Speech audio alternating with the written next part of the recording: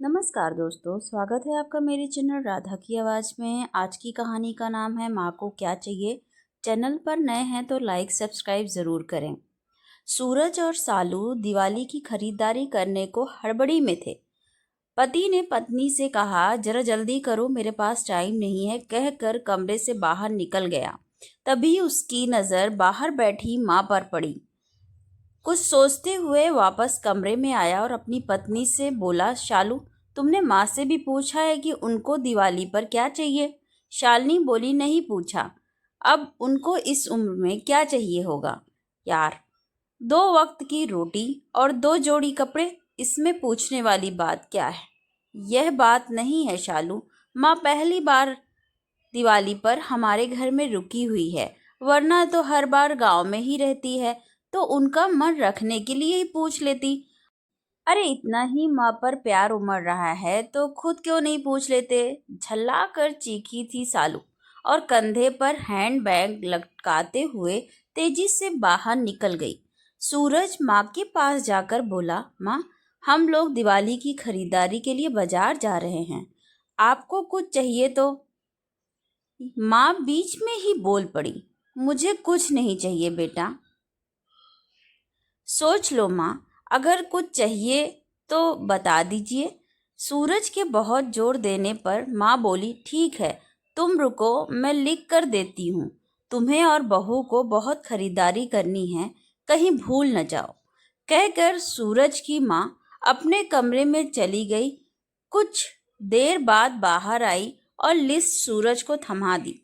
सूरज driving seat पर बैठते हुए बोला, देखा शालू, माँ को भी कुछ चाहिए था पर बोल नहीं रही थी। मेरे जिद करने पर लिस्ट बनाकर दी है। इंसान जब तक जिंदा रहता है रोटी और कपड़े के अलावा भी बहुत कुछ चाहिए होता है। अच्छा बाबा, ठीक है, पर पहले मैं अपनी ज़रूरत का सारा सामान लूंगी, बाद में आप अपनी माँ की लिस्ट देखते रहना। कहकर शालिनी कार से बाहर निकल गई। पूरी खरीदारी करने के बाद शालिनी बोली, अब मैं बहुत थक गई हूँ, मैं कार में एसी चालू करके बैठती हूँ, आप अपनी माँ का सामान देख लो। अरे यार शालू, तुम भी रुको, फिर साथ चलते हैं, मुझे भी जल्दी है, देखता हूँ माँ ने इस दिवाली पर क्या मंगाया है। कहकर माँ की लिखी पर्ची जेब से निकालता है। बाप रे, इतनी लंबी लिस्ट, पता नहीं क्या मंगाया होगा। जरूर अपने गांव वाले छोटे बेटे के परिवार के लिए बहुत सारे सामान मंगाए होंगे। और बनो श्रवण कुमार, कहते हुए शालिनी गुस्से से सूरज की ओर देखने लगी। पर ये क्या? सूरज की आंखों में आंसू और लिस्ट पकड़े हुए हाथ सूखे पत्ते की तरह हिल रहा था। पूरा शरीर कांप रहा था। शालिनी बहुत घबरा गई। क्या हुआ? ऐसा क्या मांग लिया है तुम्हारी माँ ने?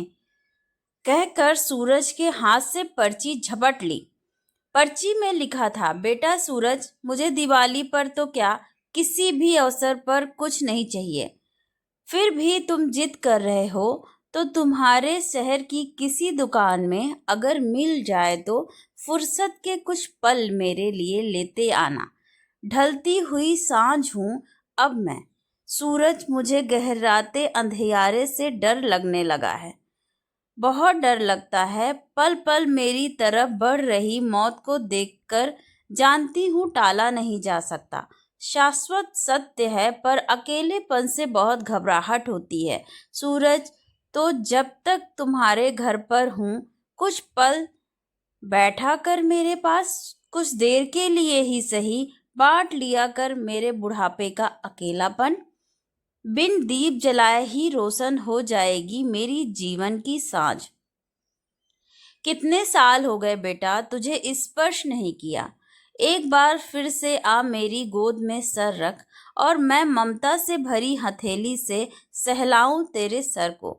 एक बार फिर से इतराए मेरा हृदय मेरे अपनों को करीब, बहुत करीब पाकर, और मुस्कुरा कर मिलूं मौत के गले।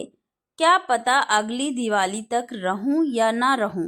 पर्ची की आखिरी लाइन पढ़ते पढ़ते शालिनी फपक फपक कर रो पड़ी।